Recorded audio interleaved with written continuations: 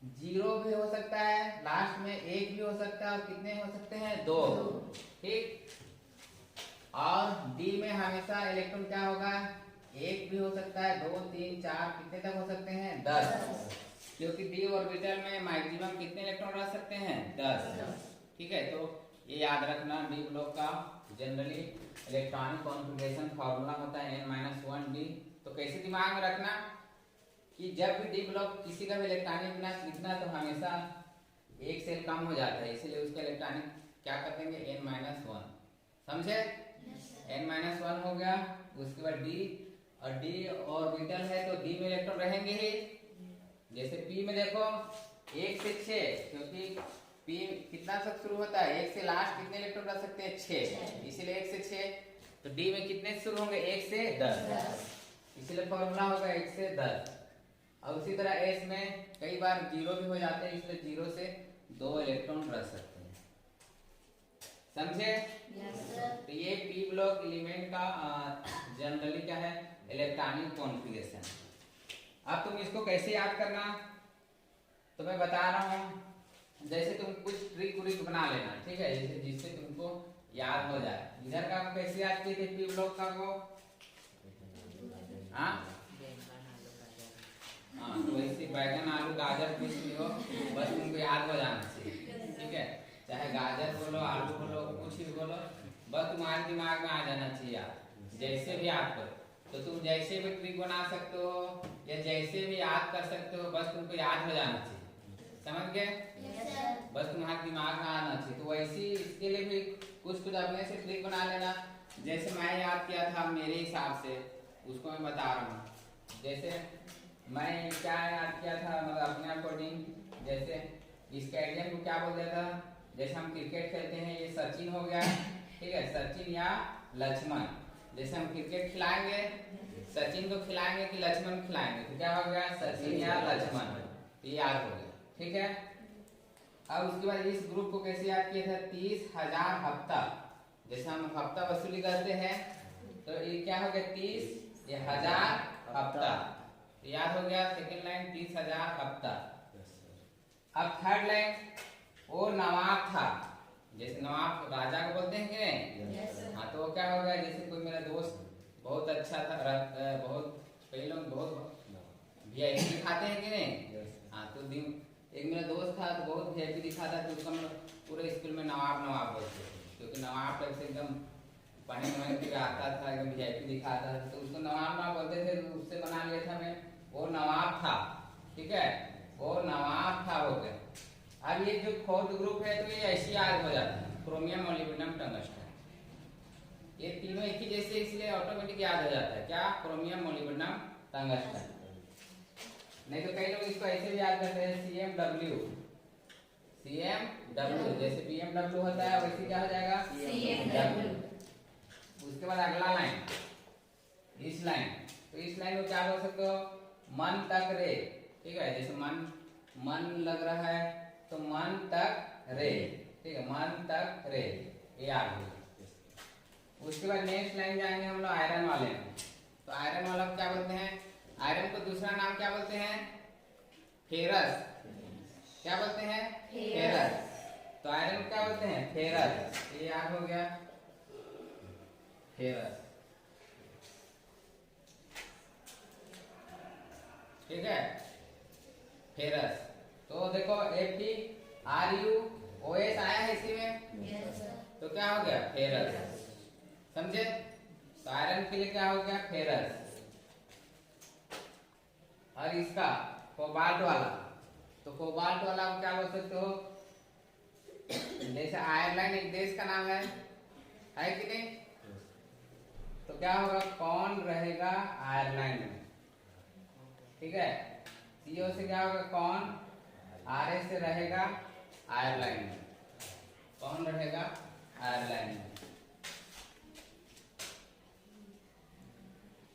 उसके बाद इसको कैसे याद किए थे? तो NPP, ठीक है, NPP ये nickel, palladium, platinum. Nickel, palladium, platinum, ये ऐसे याद हो जाता है। निकिल, पैलेडियम, प्लेटिनम, इसके बाद ये, ठीक है, अगला जाओगे तो ये कॉपर, सिल्वर, गोल्ड। क्या बोलते हैं सबसे कम रेट किसका रहता है? तांबा, फिर चांदी, फिर सोना। तो कॉपर मतलब तांबा, चांदी, सोना, ठीक है। तो ऐसे याद कर लेना। उसके बाद लास्ट वाला तो ऐसे याद रहता है zinc, cadmium, mercury. Zinc, cadmium, mercury, ठीक है। तो ऐसे ये तो मैं याद किया था, तुम अपने हिसाब से जैसे भी याद कर लो, बस तुमको याद होना चाहिए। इनको ट्रांजिशन एलिमेंट भी बोलते हैं। तो इनको 3 ग्रुप में जनरली बांटा गया है, 3D सीरीज, 4D सीरीज और एक को क्या बोलते हैं 5D सीरीज, ठीक है। 3D, 4D और 5D। तो 3D, 4D और एक 5D। तो इसको फर्स्ट ट्रांजिशन एलिमेंट बोलते हैं, हिंदी में प्रथम संक्रमण तत्व। फर्स्ट इसको क्या बोलेंगे सेकेंड, और इसको क्या बोलेंगे थर्ड ट्रांजिशन एलिमेंट, ठीक है। फर्स्ट ट्रांजिशन, सेकेंड ट्रांजिशन और एक फोर्थ ट्रांजिशन, और एक तो 6D भी रखा गया है, इसको fourth transition element, fourth transition element. तो याद रखना, पूछता है 2 नंबर का कि डी-ब्लॉक के तत्वों को कितने ग्रुप में बांटा गया है। कितने ग्रुप में बांटा गया? 4, first, second, third and fourth, ठीक। फर्स्ट मतलब प्रथम संक्रमण श्रेणी, हिंदी में लिखना चाहो तो द्वितीय संक्रमण श्रेणी, तृतीय संक्रमण श्रेणी और चतुर्थ संक्रमण श्रेणी। तो फर्स्ट किसको? 3D वाले को, सेकेंड किसको? 4D वाले को, थर्ड किसको? 5D वाले को, और फोर्थ किसको? 6D वाले को, ठीक है। तो ये इस तरह से क्यों बांटा गया है, ठीक है। हम देखो मैं लिख दिया हूँ, ये ग्रुप 3D वाला है, ये 4D वाला है, ये 5D वाला है, और इससे नीचे एक्टिनियम वाला में जाएंगे तो कौन सा ग्रुप वाला है? 6D। तो ये इस तरह से क्यों बांटा गया है? तो हम तुम किसी का भी लिखो, इसके लास्ट में कितना आएंगे? 3D। लास्ट में कौन सा ऑर्बिटल आएगा? 3D। इसका कौन सा आएगा? 4D। और इसका कौन सा आएगा? 5D। जैसे हम किसी का भी लिख के देखते हैं, सपोज हम उस समय वैनेडियम का लिखे थे, मान लीजिए हम मैग्नीज का लिखते हैं, ठीक है। एटॉमिक नंबर कितना था? 25, 1s2, 2s2, 2p6, 3s2, 3p6, 3d और 4s2, 4s2 3d का होगा 5। देखो डी ऑर्बिटल, किस डी ऑर्बिटल में इलेक्ट्रॉन आया? 3D में। किसमें आया? 3D, इसलिए 3D सीरीज है। इसका लिख के तो इलेक्ट्रॉन किसमें आता? 4D। किसी का भी लिख के देखना था, इसका लिखोगे तो किसमें आएगा? 5D। तो इसीलिए इसको 3D सीरीज, इसको 4D सीरीज, और इसको क्या बोलते हैं? 5D series. समझे क्यों बोलते हैं? हाँ, आप देखो तुम कैसे याद करोगे इसको। तो एक बार फिर से लिखता हूँ।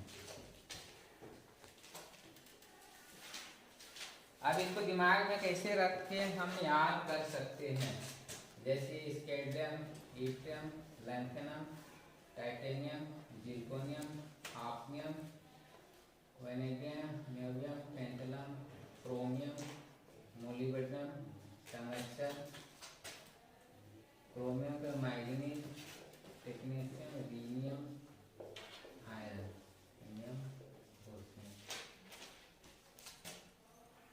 Iron 26, cobalt, rhodium, iridium, nickel, palladium, platinum, copper, silver, gold, zinc, cadmium, mercury, ठीक। ये 3D वाला है, 4D वाला है, ये 3D, ये 3D, 4D, 5D। तो तुम इसको दिमाग में कैसे रख सकते हो? कभी भी जब स्टेडियम का इलेक्ट्रॉनिक विनाश लिखना तो लास्ट में क्या आता है? 3D 1 4s2। अब ऐसे बढ़ते जाएगा, ये 1 है, यहाँ क्या आ जाएगा? 3D 2, लास्ट में सबका क्या आएगा? 4s2 ही आएगा, ठीक है। 3D 2 ये क्या हो जाएगा? 3D 3 ये क्या हो जाएगा? 3D4 ये क्या हो जाएगा 3D5 3D6 3D7 3D8 3D9 और क्या हो जाएगा 3D10 एक एक बढ़ते जाएगा। अब नीचे वाला का क्या होगा ये 3D1 है इसका एडियम का 3D1 तो ये क्या होगा 4D1 और एक बढ़ जाता है 4 के बाद क्या आएगा 5S2 समझे। ये क्या होगा 4D2 ये क्या होगा 4D3 ठीक। तो जैसे मान लिया जाए तुमको मैग्नीज का याद है 3D5 तो उसके नीचे क्या है टेक्नीशियम तो इसका क्या होगा 4D5 समझ गए। उसके नीचे रीनियम का पूछे तो 4D के बाद ये क्या होगा 5D5 तो इसीलिए तुमको ऊपर से नीचे याद करवा रहे हैं। जैसे तुमको पता है कॉपर का 3D9 है तो तुमको सिल्वर का पूछे तो क्या होगा 4D9 गोल्ड का पूछे तो 5D9 तो तुमको ऊपर वाला याद है तो नीचे का याद करने की आवश्यकता नहीं है। जैसे तुमको पूछा मरकरी ठीक है एटॉमिक नंबर कितना होता है 80 अब इसका तुम 1s2 2s2 2s2 लिखते रहोगे 80 तक देखो कितना ज्यादा है गड़बड़ हो जाएगा लास्ट में क्योंकि तुम तो 20 तक का को सही नहीं लिख पाते हो तो 80 तक लिखते रहोगे गलत हो जाएगा। लेकिन तुमको याद है कि मरकरी कहाँ होता है तुमको याद है जिंक कैडमियम और क्या होता है मरकरी तो तुमको जिंक का पता है ये कितना होता है 3D10 4s2 तो ये क्या हो गया 4D10 हो गया ये क्या होगा 5D10 5 के बाद क्या आएगा 6 6s2 तो तुम सीधे लिखिए तुमको ऊपर वाला का याद था किसका याद था जिंक का तो तुम मरकरी का लिख लिए तो इसीलिए तुमको ऐसे पूरा याद करना है समझे। तो इसको 3D सीरीज क्यों बोला जाता है इसको 4D सीरीज क्यों बोला जाता है या फिर इस ग्रुप को 5D सीरीज क्यों बोला जाता है। तो क्वेश्चन 3 नंबर का पूछता है कि संक्रमण तत्व क्या है संक्रमण तत्व को कितने भागों में बांटा गया है। अब यहाँ ये तो पता है सबको जो एग्जाम में क्लास 11 की एग्जाम में भी तुमको एनुअल एग्जाम में क्वेश्चन पूछा गया था क्रोमियम और कॉपर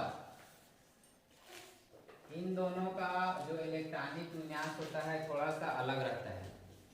अपवाद एक तुमको पहले बता गया है कॉपर का 29 होता है लास्ट में आता है 3D9 4s2 लेकिन तुमको बताया था कि नहीं ये क्या होता है स्टेबल होता है। स्टेबल होने के लिए जब 10 में पूरे इलेक्ट्रॉन आ जाएंगे तो क्या हो जाता है स्टेबल इसीलिए S से एक इलेक्ट्रॉन निकाल लेता है और 3D10 4s1 हो जाता है। तो बताने क्या फायदा जब तुम अभी भी 3D9 बोल रहे हो। उसी तरह क्रोमियम का लास्ट में आता है 3D4 4s2 लेकिन ये अगर 5 लाएगा तो क्या हो जाएगा हाफ फिल होगा कि नहीं। और हमको पता है कि कोई भी एटम अपने हाफ फिल और फुल फिल में क्या हो जाता है स्टेबल तो ये इलेक्ट्रॉन को निकाल के 3D5 4s1 बना लेते हैं।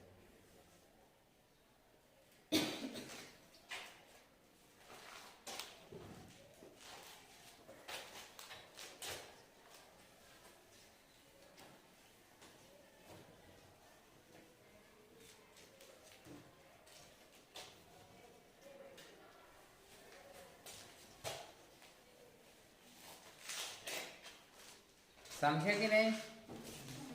तो अब कुछ जनरल प्रॉपर्टी देखेंगे डी ब्लॉक एलिमेंट का ठीक है कौन कौन सा प्रॉपर्टी सॉल्व करते हैं डी ब्लॉक के एलिमेंट क्या क्या गुण दिखाते हैं कौन कौन सा केमिकल रिएक्शन करते हैं ठीक है ये देखने से कैसे दिखाई देते हैं इन सब के बारे में पढ़ेंगे। तो मैं पहले भी बता चुका हूँ कि जितने डी ब्लॉक एलिमेंट है सब के सब क्या होते हैं मेटल क्या होते हैं धातु सब के सब मेटल होते हैं और साथ के साथ जितने मेटल होते हैं क्या होते हैं सब के सब क्या होते हैं सॉलिड ठोस होते हैं।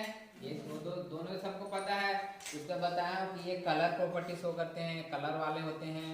साथ में ही बताया हूँ कि जितने डी ब्लॉक एलिमेंट होते हैं वो कौन सा गुण दिखाते हैं उत्प्रेरक का कैटालिटिक प्रॉपर्टी। तो ये सब चीज़ों को बता चुका हूँ लेकिन अभी डिटेल में देखेंगे कि क्या क्या और प्रॉपर्टी होते हैं। तो properties of D block element पहला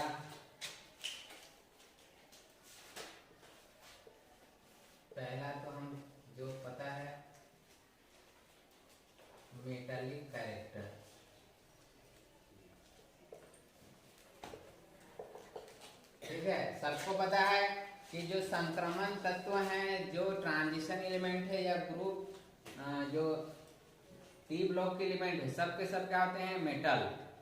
सब के सब क्या होते हैं? मेटल। तो मेटल में जो जो क्वालिटी होता है या जो गुण होता है वो किसमें होंगे? D block. जैसे क्या होता है उसमें? एक चमक होती है, धातु में क्या होता है? एकदम चमक होती है, कठोर होते हैं। विद्युत या उष्मा का क्या होते हैं? सुचालक होते हैं। ठीक है, जिसमें आसानी से करंट क्या हो जाता है? सप्लाई हो जाता है।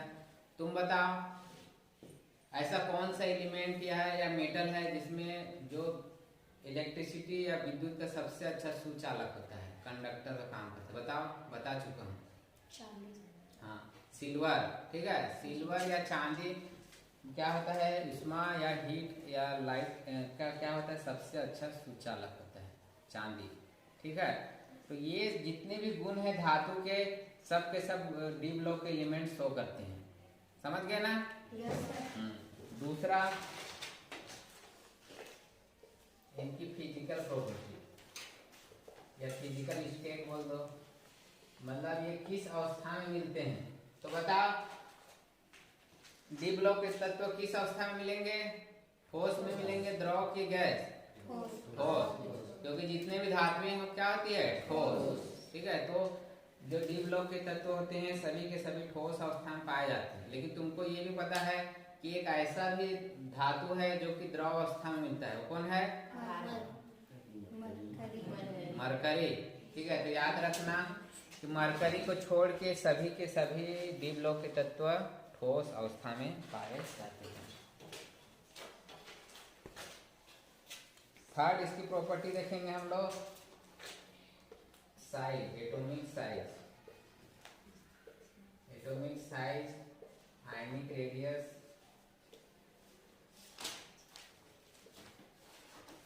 इसके साइज में परिवर्तन कैसे होगा। ठीक है, तब तुम बताओ जब हम आवर्त सारणी में या पीरियोडिक टेबल में जब हम बाएं से दाएं जाते हैं, ठीक है, तो साइज क्या होता है? लेफ्ट टू राइट जाने पे साइज क्या होता है? बढ़ता है कि घटता है? हाँ, तो दो ही ऑप्शन होगा, बढ़ता है गलत है तो घटता है। अब हो गए तो इतना पढ़ाने के बावजूद भी वही गलती कर रहे हो तो क्या मतलब? क्या होता है? घटता है। लेफ्ट टू राइट जाने पे साइज क्या होता है? घटता है। और ऊपर से नीचे जाने में क्या होता है? बढ़ता है। ठीक है, ऊपर से नीचे जाने में क्या होता है? बढ़ता है। तो सेम गुण इसमें भी वैसे होता है कि डी ब्लॉक के तत्वों में भी इधर बाएं से दाएं जाएंगे हम लोग, लेफ्ट टू राइट जाएंगे इधर, तो जो साइज होता है वो कम होते जाता है। क्या होते जाएगा? कम होते जाएगा। उसी तरह अगर हम ऊपर से नीचे जाएंगे तो साइज क्या होगा? बढ़ते जाएगा। ठीक है, लेकिन इसमें उस तरह का परिवर्तन नहीं होता जैसे हम एस या पी ब्लॉक में देख रहे थे कि ऊपर की दिशा में बढ़ता है, लेकिन इसमें उतना ज्यादा परिवर्तन नहीं होता। जैसे हम इसके बाद पढ़ाएंगे, एक आएगा लैंथेनाइट कंट्रैक्शन, मतलब लैंथेनाइट संकुचन, तो जिसकी वजह से 40 और 50 का साइज एक जैसे हो जाता है। ठीक है, ऊपर से नीचे तक क्या होना चाहिए? बढ़ना चाहिए था, मतलब 3D से बड़ा कौन होगा? 40, 40 से बड़ा कौन होगा? 50। लेकिन एक लैंथेनाइट संकुचन होता है, यहाँ लैंथेनाइट ग्रुप है, यहाँ देखना लैंथेनाइट ग्रुप है, देखना तुम एटॉमिक नंबर अपने बुक में देखा, यहाँ 57 लिखा है। ठीक, उस पर सीधे इसका 58 से 71, इसका कितना है? हॉफनियम का 71 है। हॉफनियम का कितना दिया है? 71 की 72? 72। हाँ 72। तो देखो गायब है, बीच का गायब है कि नहीं? 57 के पास पूरा गायब है। तो ये जितने एलिमेंट है ये लैंथेनाइट एलिमेंट है, एक ब्लॉक के तत्व। ठीक है, तो उसको अलग से पीरियोडिक टेबल बनाया गया है, तो उसको नीचे लिखा गया है अवस्था में, लेकिन वो यहीं पे थे, 5D में थे, इसको याद रखना। ठीक है, तो 58 से 71 कौन कितना तक गायब है? 58 से 71। तो ये है, इसको लैंथेनाइट बोला जाता है, लैंथेनाइट एलिमेंट।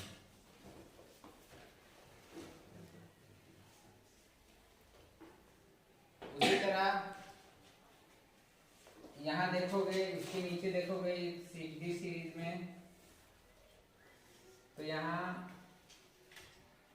कितना है एक्टिनियम, ठीक है। एक्टिनियम ये कहाँ शुरू हो रहा है, 5D सीरीज 89 से 103 तक गायब है। 6D सीरीज में देखना यहाँ तुमको 89 से 103 तक का पूरा गायब है, ठीक है।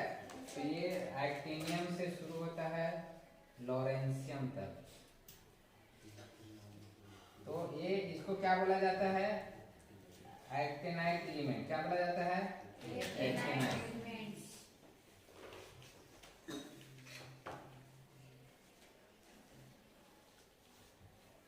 तो देखो ये एक्टिनियम से शुरू हो रहा है इसलिए एक्टिनाइट, लैंथेनम से शुरू हो रहा है इसलिए लैंथेनम। तो ये ए ब्लॉक एलिमेंट है, इसको पढ़ेंगे अभी बस जाने दो। ए ब्लॉक भी पढ़ना है, और ये क्या है ए ब्लॉक वाले।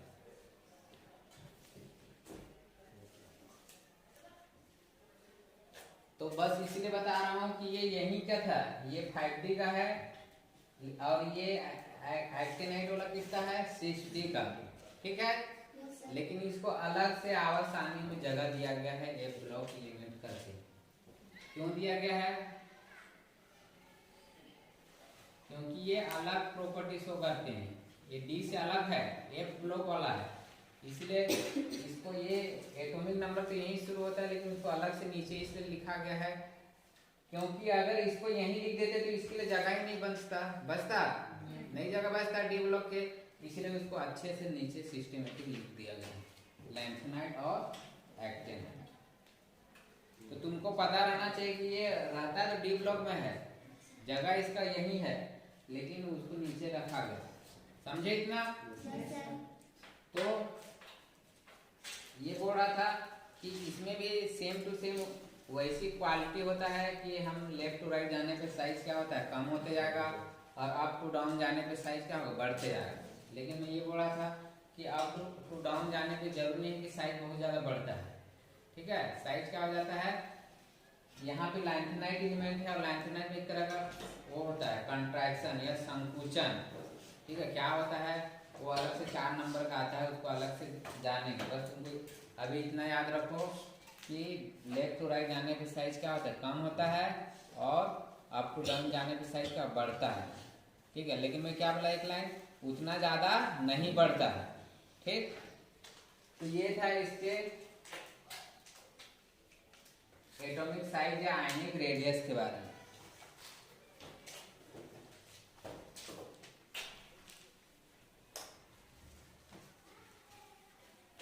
अगला प्रॉपर्टी इसका देखेंगे हम लोग,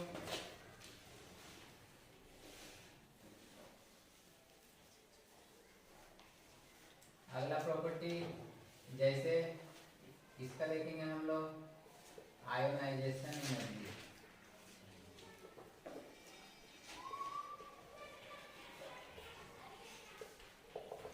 और ऊपर से नीचे जाने पे क्या होते हैं, कम होते हैं। तो इसमें भी सेम वही अप्लाई होगा कि लेफ्ट टू राइट जाएंगे तो जो आयोनाइजेशन एनर्जी क्या बढ़ते जाएगी, और ऊपर से नीचे जाएंगे तो जो आयोनाइजेशन एनर्जी क्या कम होती है, ठीक है।